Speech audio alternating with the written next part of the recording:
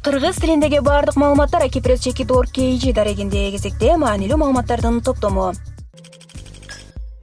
Өзгөн районунун Мырзааке айылында унаа кырсыктан 7 адамдын өмүрү кыйылды. Өзгөчө кырдаалдар министрлигинин билдирүүсү боюнча окуя бүгүн 3 февралга караган түнү болгон. Lexus үлгүсүндө унаанын айдоочусу башкарууга ээ боло албай калып, унаа электр мамысына урунган. Анын кесепетинен өрт чыккан.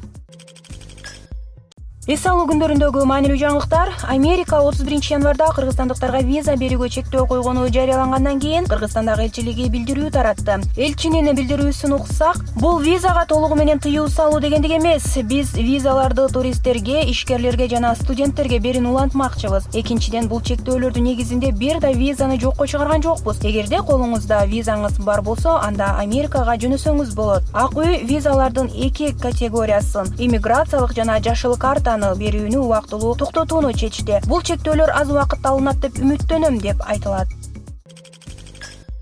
Коронавирустун ошогу болгон Ухань шаарындагы кыргызстандык жарандар 2 февралда атайын борт менен Бишкек шаарына келишти. 18 жаран Казакстандын көмөгү менен Нур-Султан шаары аркылуу келишкен. Алардын баары текшерүүдөн өтүп, Бишкектин четиндеги ооруканага жайгаштырылды деп билдирди Кыргызстандын саламаттыкты сактоо министрлиги. Кыргызстан Кытай менен чектешкен мамлекеттик чек араны убактылуу жапкан, ошондой эле аба каттамы токтотулду.